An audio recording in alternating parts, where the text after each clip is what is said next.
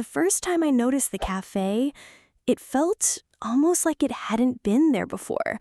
The street was familiar. I had walked it 100 times, passing the same laundromat with its flickering neon, the bookstore with its dusty window display. But that night, hiding from the rain beneath my umbrella, there it was, a narrow doorway glowing with amber light framed by ivy that shouldn't have been green this late in the season. The sign above the entrance was simple, hand-painted, the letters curling softly like they had been written in a moment of care rather than design. I couldn't even remember what it said, only that it invited me in more by its warmth than its words. And maybe it was the rain, or maybe it was the way the city had felt heavier than usual that day, but I found myself opening the door. The first thing that hit me was the smell. Coffee, of course, but not the harsh, metallic scent of chain cafes where the beans burned under fluorescent lights.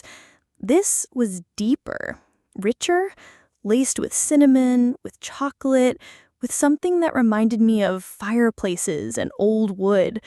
It smelled like safety. Inside, the light was low, golden. A few lamps glowed against the rain-streaked windows, their reflections softening the edges of the night outside.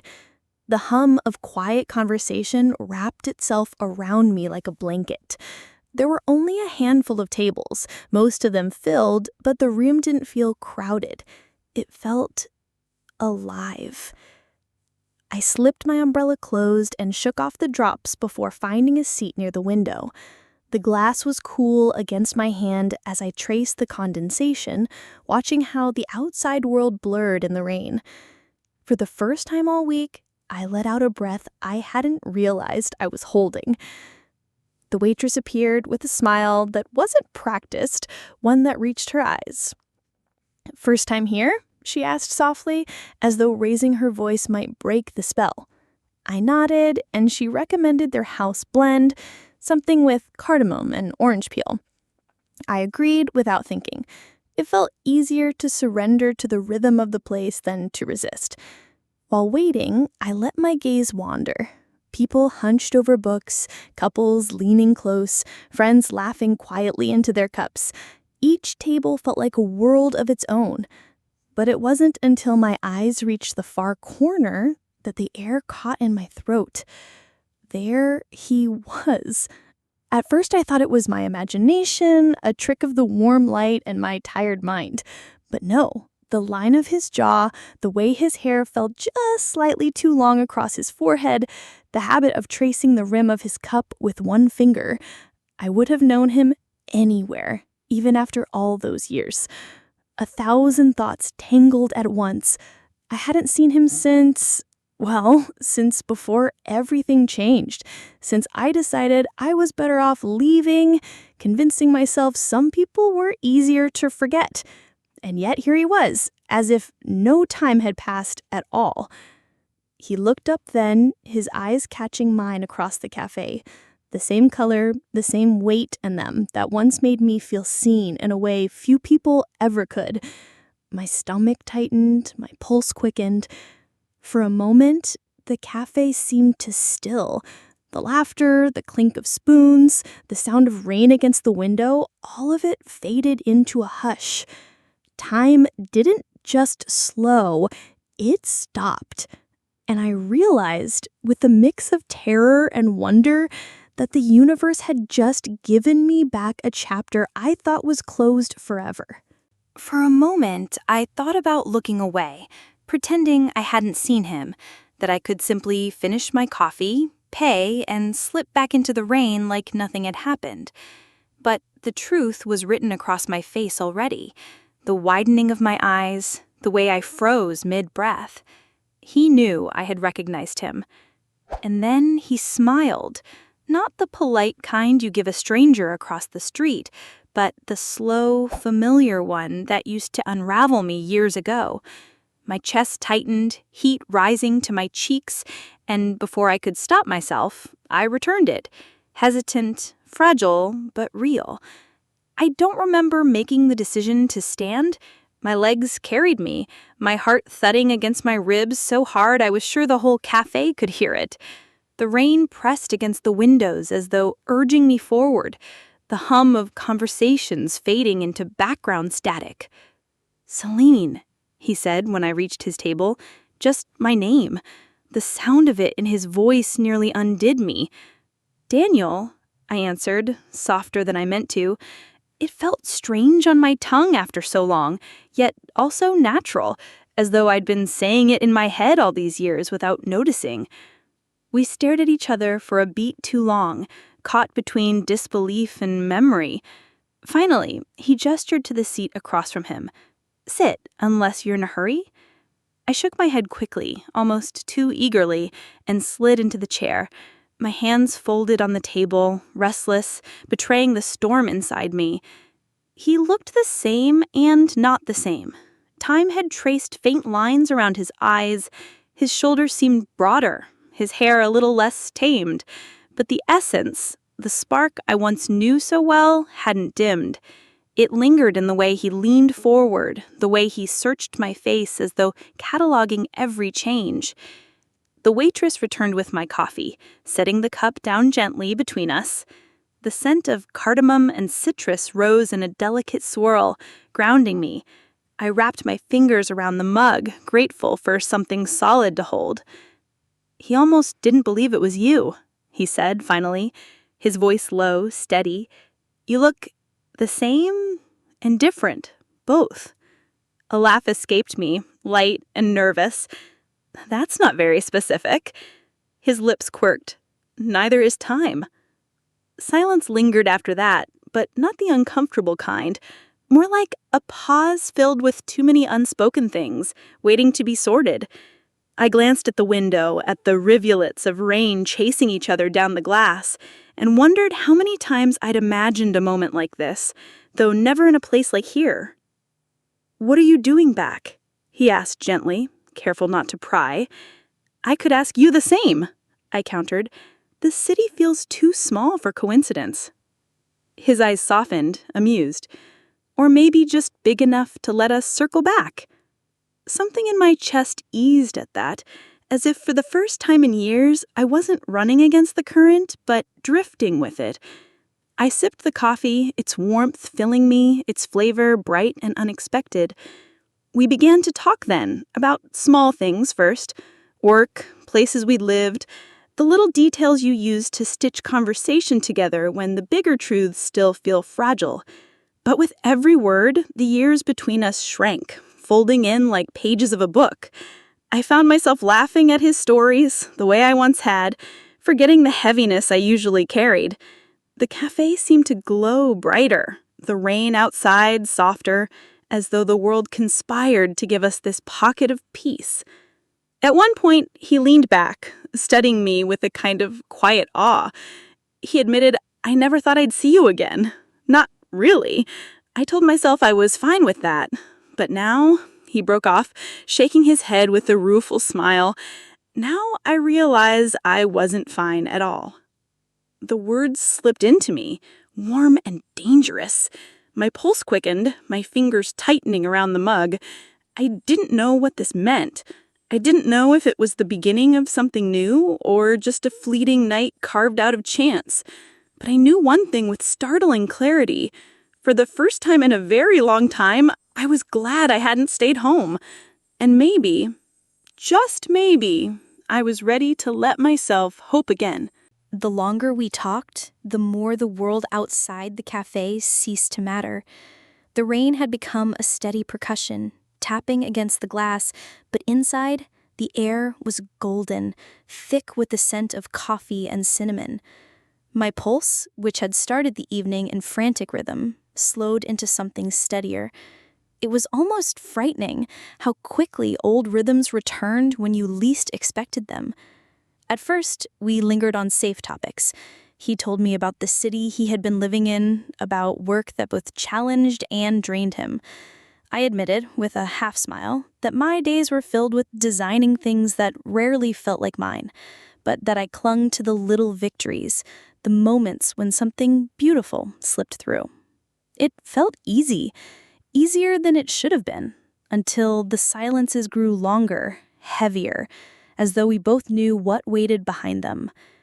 Daniel finally set his cup down, his fingers resting on the rim, tracing it the way he always used to when he was gathering courage, his eyes lifted to mine, steady but shadowed. Do you ever think about it? About us? The questions settled between us like another presence. I felt my chest tighten, my fingers tense around my own cup. For a heartbeat, I considered deflecting, making a joke. But something in his gaze, that quiet honesty, made me pause. Yes, I said softly, surprising even myself. More than I'd like to admit. He let out a slow breath, almost a laugh, but without humor. I thought maybe I was the only one, that I carried it alone. Memory stirred. Late nights filled with promises we couldn't keep, the way we left things half said, half done. I remember the night I walked away, convinced that distance would make it easier to forget. It hadn't. I was young and scared, and maybe selfish. I thought leaving would protect us from hurting each other more. Daniel's expression shifted, not angry, not bitter, just sad, tempered with something softer. And did it? The truth caught in my throat, sharp as glass. I shook my head. No, it just left me hurting differently. Silence stretched, but this time it wasn't empty. It was full of regret, of old love, of the possibility that maybe, just maybe, none of it had been wasted. He leaned forward, elbows on the table, lowering his voice as though sharing a secret. He kept waiting for the ache to fade. I told myself I'd forget, that I'd move on, but every time I walked past a cafe window, I half expected to see you inside. And tonight, he trailed off, shaking his head with a faint smile that wasn't really a smile at all. Something warm and dangerous unfurled in me, threading through the cracks I had carefully built over the years. I wanted to say something, anything, but the words tangled. Instead, I looked down at the swirl of coffee in my cup, the faint ring it left on the saucer, the tremor in my hands. Finally, I found my voice. Do you regret it? Us, I mean. He didn't hesitate. No, never. I regret losing it, but not having it. The confession sat heavy and light at once, threading the air between us. My heart raced, and for the first time in years, I didn't want to run from the weight of it.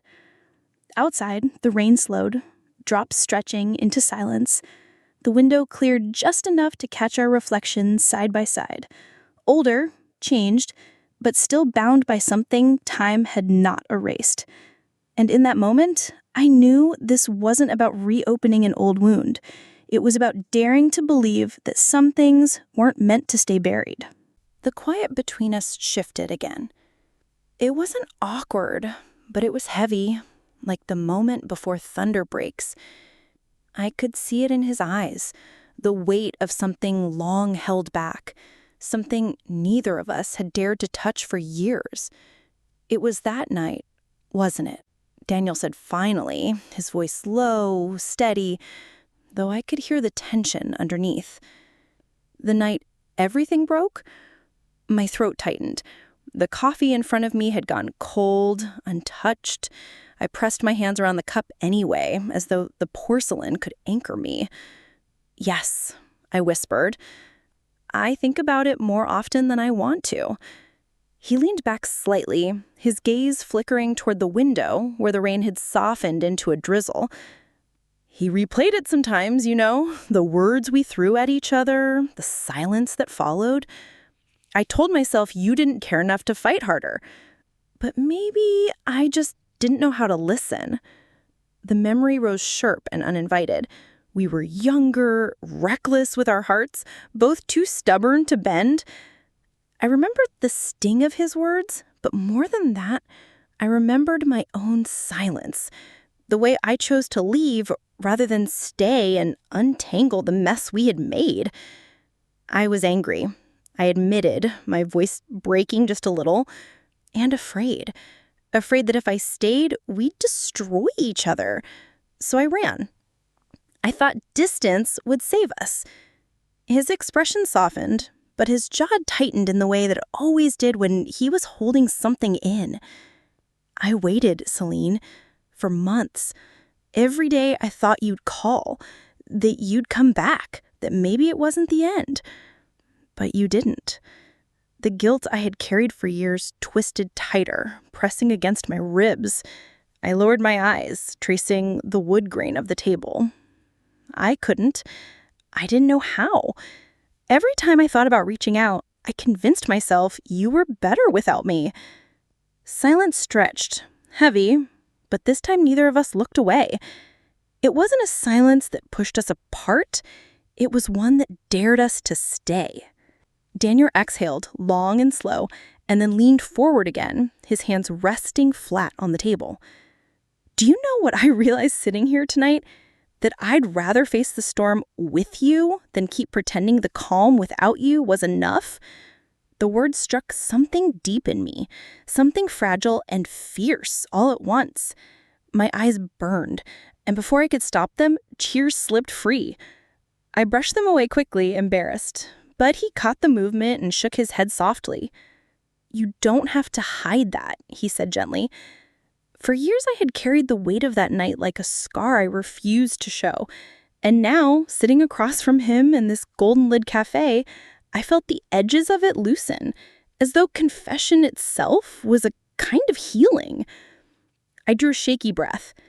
I don't know what this means, Daniel, or if we're just two people lost in nostalgia, but I know I don't regret being here. With you. He smiled then, small but real, and it felt like the first sunrise after a long winter. Then let's start with that, he said. The waitress passed by, refilling our cups without a word, her presence a quiet reminder that the world outside still moved. But inside, for us, it felt like time had folded in, giving us one more chance. And maybe, just maybe, it was enough. When the clock above the counter struck 10, I realized how quickly the hours had slipped away. The cafe was quieter now. Only 2 other tables still occupied, the staff moving more slowly as they began to clean. The golden light hadn't changed, but the night outside had deepened, the drizzle sharpening into a fine mist that blurred the street lamps. Daniel noticed it too. He glanced around, then back at me, and tilted his head toward the door. Walk with me? The suggestion was simple, casual, but my heart skipped as though he'd asked me for something far greater. I hesitated only a moment before nodding. We paid, gathered our coats, and stepped out into the damp night. The rain had softened again, more like a whisper than a storm, brushing against my cheeks. The street glistened under the lamps, every puddle holding fragments of gold and silver light. We walked without speaking at first. Our footsteps echoed softly on the wet pavement. The city hushed around us as though it too was listening. I felt the weight of his presence beside me, not overwhelming, not suffocating, but grounding, familiar. Finally, Daniel broke the silence. He said quietly, I used to imagine this, running into you by chance, not knowing what I'd say, but knowing I'd say something, anything, just to keep you from walking away again. His honesty caught me off guard, and I laughed softly, though there was no humor in it. I used to imagine it too, except in my version, I never knew if you'd even want to see me. He stopped walking, turning toward me under the glow of a street lamp. Drops of rain clung to his hair, sliding down the line of his jaw. You always wanted to see me, Selene. That never changed. The words sank into me heavier than the rain, warming me from the inside. I swallowed hard, my throat tight. Then how does it feel so hard to believe? Because we've both spent years teaching ourselves not to, he answered softly. I met his eyes, and for a heartbeat, the city fell away. No cars, no sounds, no other lives moving beyond this moment. Just us, standing in the mist, suspended between the past and whatever might come next. We began walking again, slower this time. The conversation flowed more easily now, circling back to stories from our youth, nights of reckless laughter, the dreams we had then, the ones we let slip. I found myself smiling at memories I had once tucked away like painful keepsakes, now softened by time. At one point, we stopped in front of a closed bakery, its window fogged from within, though no one was inside. Daniel leaned against the frame, his hands in his pockets, and looked at me with a quiet intensity. You've changed. You're stronger now, but there's still this light in you. I see it. I don't think it ever went away. I felt my breath hitch. Compliments had always made me uncomfortable, but this one wasn't about vanity. It was about being seen, truly seen. And you? I replied, my voice low. You carry yourself differently now, too. More certain, but there's still the same warmth, the same person. I stopped myself before the word slipped, heat rising to my cheeks. He smiled knowingly, but didn't push. Instead, he said, maybe we both just grew into the people we needed each other to be. The idea wrapped around me like the mist itself, gentle, impossible to hold, but real. As we resumed walking, our shoulders brushed once, then again. Neither of us moved away. And somewhere, deep inside, I felt the first spark of something I hadn't dared to feel in years. Not just nostalgia, not just longing, but possibility. The rain picked up again, steady but soft, the kind that soaks into your coat and hair without you realizing until much later. Daniel and I wandered toward the small park, drawn there as though by instinct, our steps carrying us into its quiet paths. The city's hum seemed to fade at the gates. Here the lamps glowed warmer, their halos misted with droplets, and the world felt slower, gentler. We found a bench tucked beneath the branches of an old oak, its canopy sheltering us from the worst of the drizzle. He sat first, brushing his sleeve across the wet wood, then patted the spot beside him with a faint smile. I hesitated, not because I didn't want to sit, but because the closeness of it felt suddenly monumental. Still, I lowered myself beside him, the damp chill of the bench seeping through my coat, my heart thudding louder than the rain. For a while, we just listened. Water dripping from the leaves, the distant hiss of tires on wet streets, our breaths uneven, nearly in rhythm. My shoulder brushed his once, and though I could have shifted away, I didn't. Neither did he. I thought I'd forget, Daniel said at last, his voice breaking the hush. I told myself that time would dull it, that one day I'd wake up and not think of you first thing in the morning, or see your face when I passed a stranger in the street, but it never really went away. His words settled into me with a force that left me breathless. I turned toward him, searching his profile, the damp hair clinging to his forehead, the set of his jaw. "Daniel," I whispered, but I didn't know what I meant to say. He shook his head, staring out into the mist. "You don't have to answer. I just needed you to know. Because for years I thought maybe I imagined it, that it was only me who carried it all this time. Seeing you tonight, it feels like proof I wasn't completely crazy." My chest tightened, guilt and longing tangling together. "You weren't crazy. I carried it too. I just buried it deeper. He turned to me then, his eyes catching the lamplight, raw and unguarded. Why? The question cut deeper than I expected. I looked down at my hands, twisting them together in my lap. Because it hurt. Because I thought holding on meant I'd never move forward. And maybe because I was scared that if I admitted how much you still meant, it would destroy me all over again. Daniel's expression softened. He leaned a little closer, not touching, but close enough that I could feel his warmth against the cool dampness of the night. It doesn't have to destroy you. Maybe it's the opposite. Maybe it's what saves us. The words left me trembling, a shiver racing down my spine that had nothing to do with the rain. For a moment, the air between us felt charged, fragile, like one wrong move could shatter it or remake it completely. I let out a shaky breath, finally meeting his gaze. I don't know if I can go back to who we were. He nodded slowly. Neither can I. But maybe we don't have to. Maybe we can find out who we are now. Silence stretched, but this time it was softer, less heavy, the kind that invited possibility. A droplet fell from the oak above, landing on my hand. Daniel reached without hesitation, brushing it away with his thumb. The touch lingered longer than necessary, and my pulse surged, wild and alive. I could have pulled back. I didn't.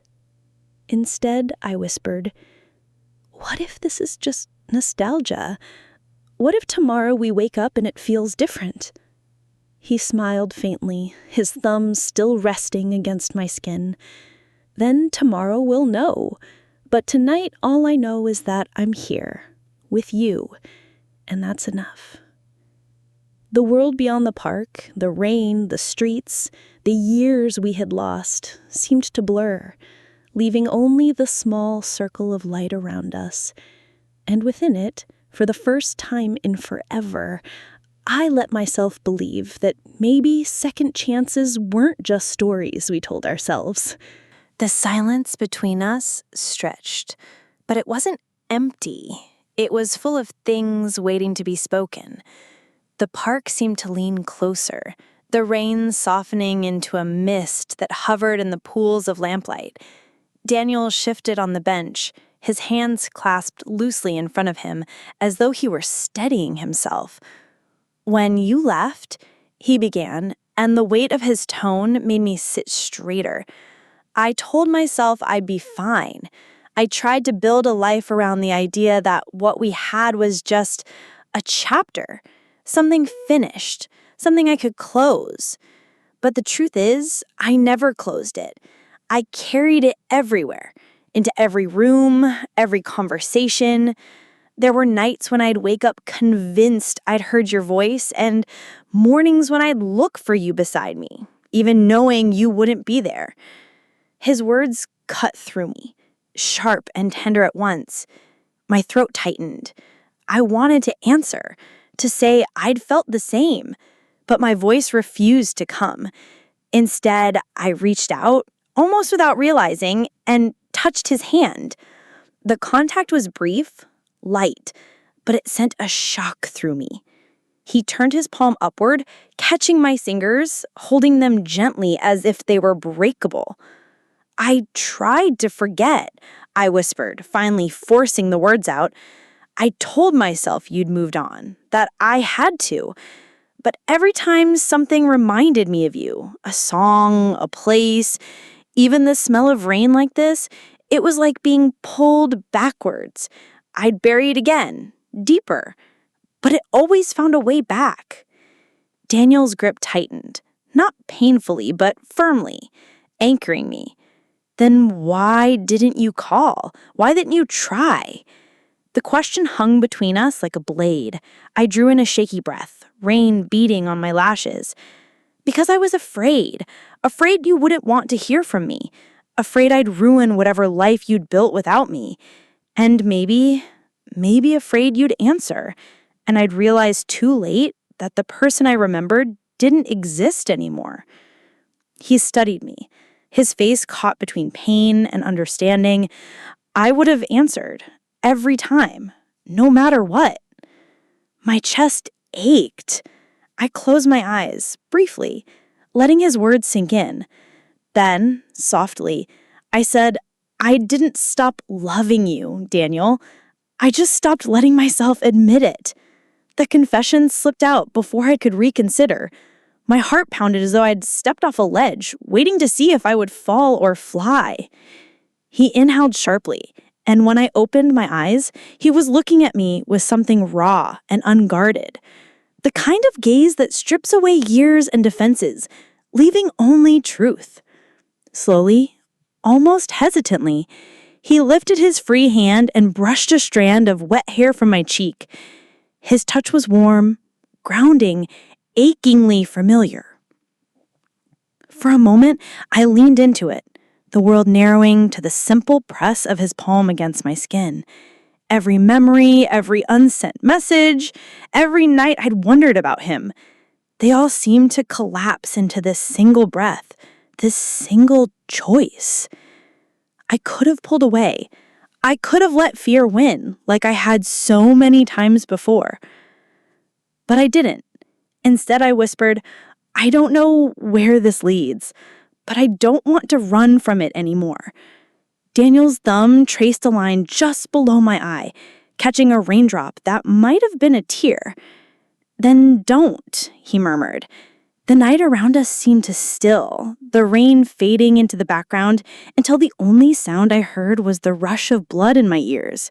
We sat there, fingers entwined, our breaths mingling in the damp air, and for the first time in years, the weight of the past felt lighter. It wasn't gone, but it was no longer crushing. The rain had thinned to a delicate veil, the kind that seemed to soften the edges of the world rather than obscure them.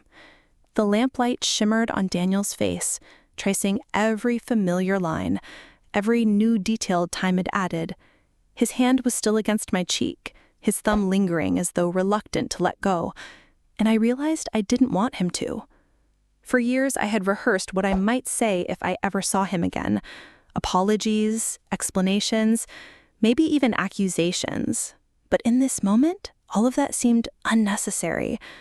Words felt small, fragile things compared to the storm of emotion rising in me. I shifted closer on the bench, the damp fabric of my coat brushing against his. My breath trembled as I whispered, Daniel.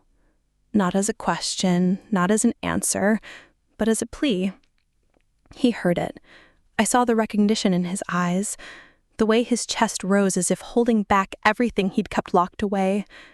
Slowly, giving me time to pull back if I wanted to, he leaned forward. The space between us narrowed until I could feel the warmth of his breath mingling with mine, carrying the faintest scent of coffee and rain. For a heartbeat, time stretched impossibly thin. Then his lips touched mine. It wasn't urgent or hurried. It was tentative, reverent, like rediscovering something long lost and too precious to risk breaking. The kiss tasted of rain and memory, of nights we thought we'd forgotten and promises we hadn't dared to keep. My hand slid to the back of his neck, fingers tangling in his damp hair, pulling him closer, grounding myself in the reality of him. The world around us seemed to dissolve. The rain, the park, the years of distance, they all faded until there was only the press of his mouth against mine, the steady beat of his heart beneath my palm. When we finally broke apart, breathless, the silence was charged, trembling with everything we hadn't said but suddenly understood. His forehead rested gently against mine, and I closed my eyes, savoring the closeness. I used to dream of this, he whispered, his voice rough with emotion, of finding you again, of you letting me in. And every morning I'd wake up and hate myself for believing it could ever happen. Tears stung my eyes, though I didn't know if they were from the kiss, the rain, or the sheer relief of hearing him say it. And yet, here we are. He laughed softly, almost disbelieving. Here we are. We stayed like that, leaning into each other beneath the dripping branches, our breaths mingling in the cool air. I felt lighter, as though some invisible chain had loosened around my chest. The doubts were still there, about tomorrow, about the fragility of second chances, but for now they seemed distant, muted by the warmth of his hand on mine. Daniel brushed another strand of hair from my face, his touch tender, steady. I don't know where this leads either, Selene, but for the first time in years, I don't care. I just want to walk it with you. His words settled into me like an anchor, grounding and terrifying all at once. I leaned closer, pressing a soft kiss to the corner of his mouth, unable to help myself. He smiled against me, his arms slipping around my waist, pulling me into him fully this time. The embrace was firm, certain, the kind you don't want to end. I buried my face against his shoulder, inhaling the scent of him. Rain, earth, and something achingly familiar I hadn't realized I missed until now. In that quiet circle of lamplight, it felt as though the rest of the city had fallen away. There were no regrets, no years lost, only this moment. Fragile, imperfect, but ours. And for the first time, I let myself believe that maybe the cafe hadn't given me coincidence that night. Maybe it had given me a beginning. By the time we finally rose from the bench, the rain had slowed to little more than a mist, brushing cool against our cheeks as though the night itself was exhaling. Daniel held my hand as we walked, his grip steady, unhurried. For a moment I worried how it must look, two people clinging to each other like they'd never let go, but the thought dissolved almost as quickly as it came. The world outside our small orbit seemed too far away to matter. The park opened into a quiet street, lined with shuttered shops and darkened apartments. Our footsteps echoed against the slick pavement, the sound oddly comforting in the hush of the late hour. Neither of us spoke at first. Words felt fragile after everything that had just happened, and I didn't want to risk breaking the spell. At a corner where the streetlight flickered lazily, Daniel squeezed my hand, then let out a breath I hadn't realized he was holding. "Do you want me to walk you home?" It was such a simple offer, but it struck something deep in me. For years I'd walked alone, convincing myself that was strength, that solitude meant control. But tonight, for the first time, I wanted to share the walk, to let someone else carry a piece of the silence with me. "Yes," I said softly. His answering smile was small, almost shy, but it reached his eyes.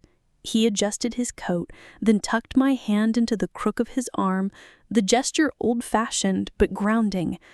We moved together like we always had, as though time hadn't stolen the rhythm from us. The city felt different now. The puddles glimmered like molten silver. The wind carried a faint scent of wet stone and jasmine from a nearby garden. Even the air itself seemed charged, alive with the kind of anticipation you feel standing on the edge of something vast and uncertain. Daniel glanced at me as we turned onto a narrower street. He admitted, "I don't want this night to end." A lump rose in my throat. Me neither. We walked slower after that, as though we could stretch the distance, turn every step into a fragment of eternity. My apartment wasn't far, but I wished for once that it was miles away. When we finally reached my building, I paused at the bottom of the steps. The entrance light buzzed faintly, casting a pale halo over the doorway. My keys were already in my hand, though I couldn't bring myself to use them yet. Daniel stopped beside me, his expression unreadable. He was close enough that I could feel the heat of him, the steady calm of his breathing. "This is it?" he asked softly. I nodded. "This is it." The silence that followed was full of possibility and fear all at once. I could feel the question between us. Would I invite him in or let the night end here? My heart thudded so loudly I wondered if he could hear it.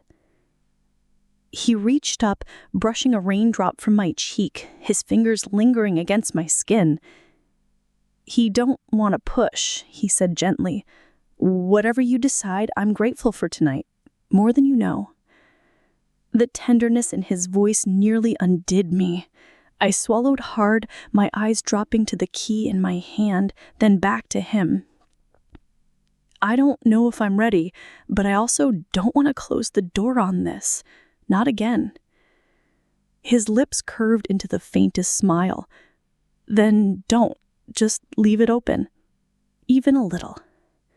The simplicity of his words broke through my fear. I turned, unlocking the door with a soft click, then looked back at him. "Would you like to come up? Just for a while?" Daniel's eyes searched mine as if to be certain. Then he nodded slowly. "Only if you want me to." "I do." The decision felt like stepping across a threshold far larger than the one in front of me. I pushed the door open, the familiar creak echoing in the quiet street, and together we stepped inside. The stairwell smelled faintly of rain and old stone, and our footsteps echoed as we climbed. Each step felt both impossibly heavy and exhilaratingly light, as though I was walking not just toward my apartment, but toward a version of myself I hadn't dared to meet until now. When we finally reached my door, I paused again, the key trembling slightly in my hand. Daniel didn't rush me.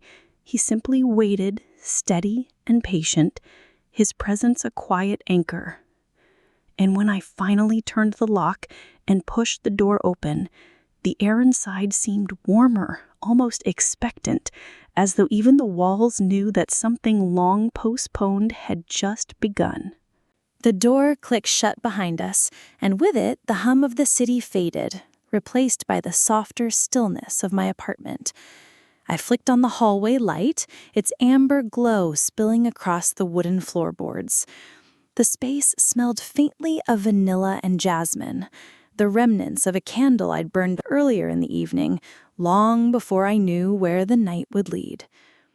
Daniel stepped inside cautiously, as though entering a memory rather than a room. He slipped out of his damp coat, draping it carefully over the back of a chair, his movements slow, deliberate. I found myself watching the simple grace of it, the way he seemed both at home and impossibly out of place all at once. "Not much has changed," he murmured, his eyes sweeping the living room. The walls were lined with bookshelves, the couch draped in a knitted throw, a half-finished sketch resting on the coffee table. His gaze paused on the framed photographs along the shelf, landscapes, friends, moments frozen in time, but none of him. I felt a sudden pang of guilt, though I didn't know why. I said, "It's just simpler now," setting my keys in the bowl by the door. He smiled faintly. "It suits you." We stood there, caught in the strange intimacy of being together in a space that was entirely mine.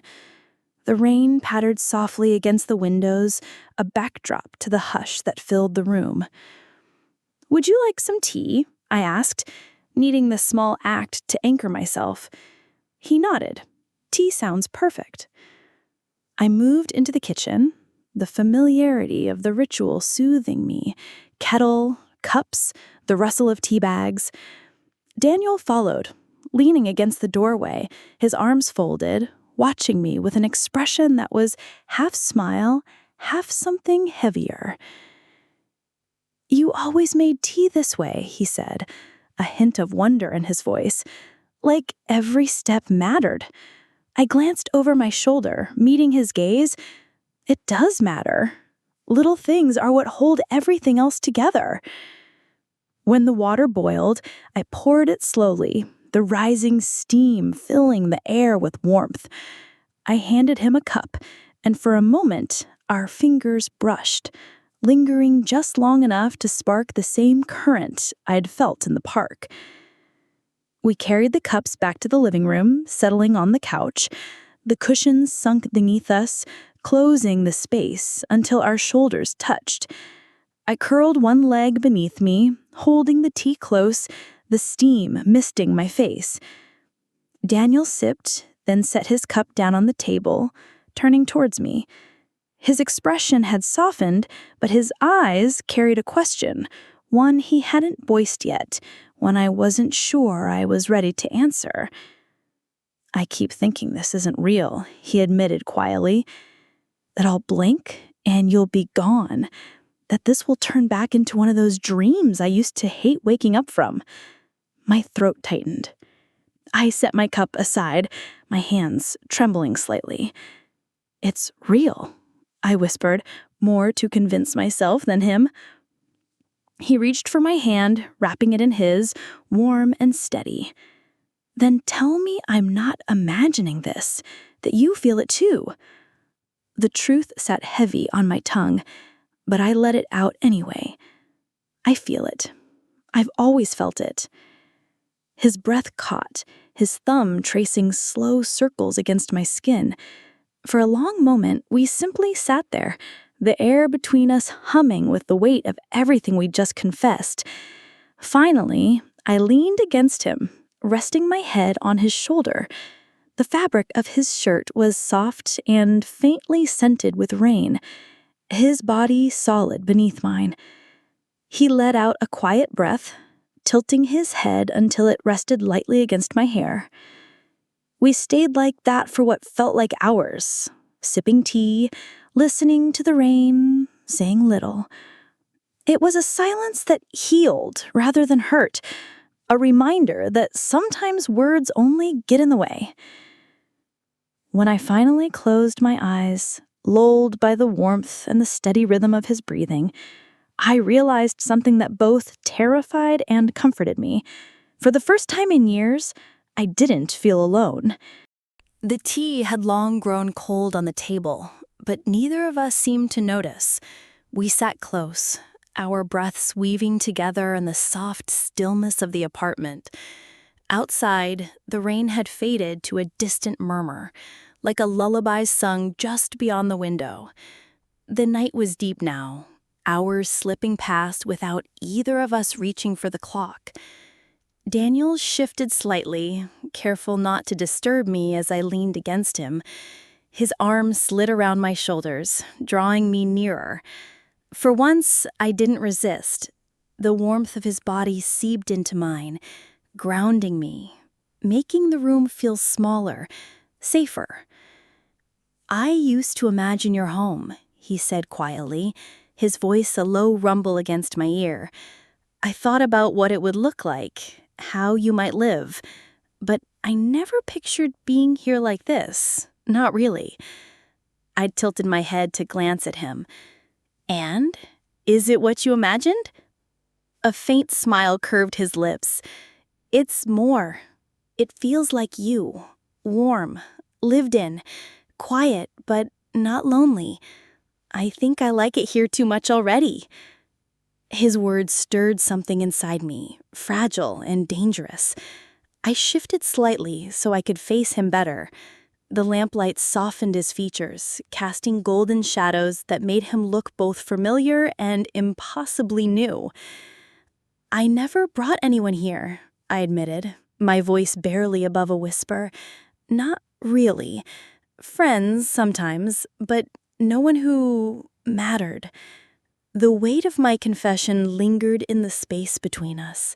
His eyes darkened, not with sadness, but with understanding. "Then I'm honored," he said simply. I let out a shaky laugh, brushing my hair back from my face. "You always knew how to say the right thing." "Not always," he corrected gently. "Not when it counted most.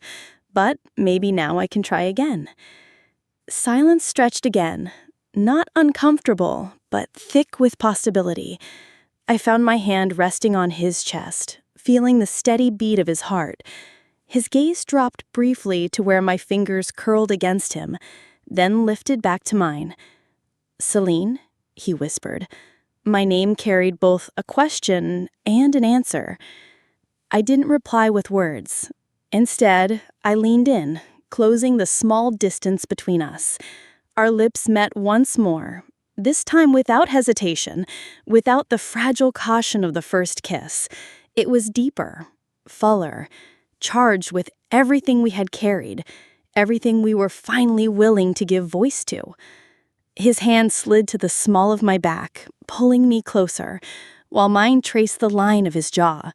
The kiss unraveled me, piece by piece, until all that remained was the raw certainty that this was where I was meant to be. When we broke apart, breathless, I found myself laughing softly, almost in disbelief. This feels unreal.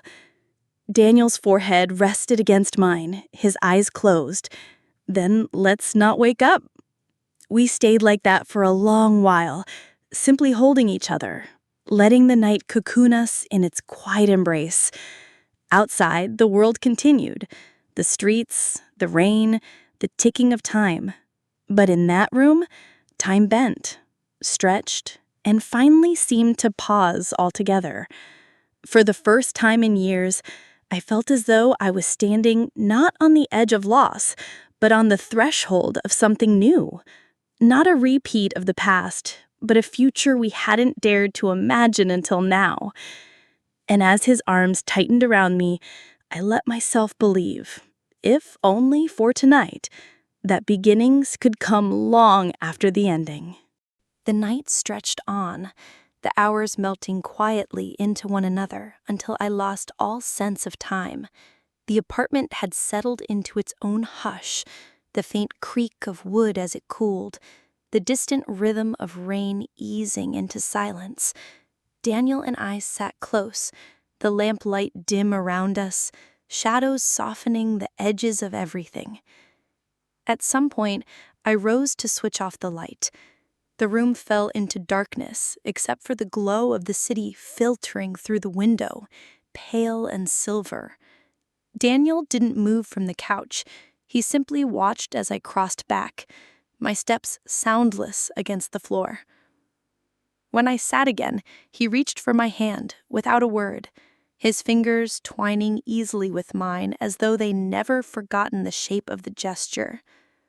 We stayed like that for a long while, gazing out at the window. The city was quieter now, a few scattered headlights sweeping across the wet streets below. Beyond them, the faint blush of dawn had begun to rise, the horizon shifting almost imperceptibly toward light. Daniel's voice broke the silence, low and rough with fatigue and emotion. "I don't want to leave." The words caught me off guard. Though they mirrored my own thoughts so perfectly, I almost laughed. Instead, I whispered, "Then don't." His hand tightened around mine, as though sealing the promise. "Even if tomorrow changes everything, even if we don't know what this is yet, I want to stay, Selene. At least tonight, maybe longer." I turned to him, studying the lines of his face in the dim glow. The years we'd lost were still there, etched into us. But so was something else, something unbroken, something that felt like it had been waiting beneath the surface all along. I said softly, "You can stay. Not just tonight, as long as it feels right." He leaned in, pressing a gentle kiss to my forehead. The gesture was simple, but it steadied me more than any grand declaration could have. I let out a slow breath, closing my eyes, letting myself rest against him fully. His warmth seeped into me, and for the first time in what felt like forever, I didn't brace for the world to take it away. We shifted then, lying down together on the couch, tangled in the knitted throw I'd always used alone. His arm curved around me, protective and certain, while my hand rested over his chest, filling the quiet thrum of his heartbeat beneath. The sky outside brightened slowly, shades of violet giving way to pale gold. I watched it through heavy eyelids, the edges of sleep tugging at me. Daniel's breathing grew slower, steadier, until it matched my own. In those fragile moments before dawn, I realized something. Life rarely offers second chances, and when it does, they're never neat, never simple, but sometimes they're enough. Enough to remind you that love isn't lost, only waiting. As the first rays of morning spilled into the room, painting the walls with light, I let myself believe. Not in perfection, not in certainty, but in possibility. And with Daniel's arms still holding me, I knew this wasn't the end of a story in all. It was the beginning of another, one I wasn't afraid to live.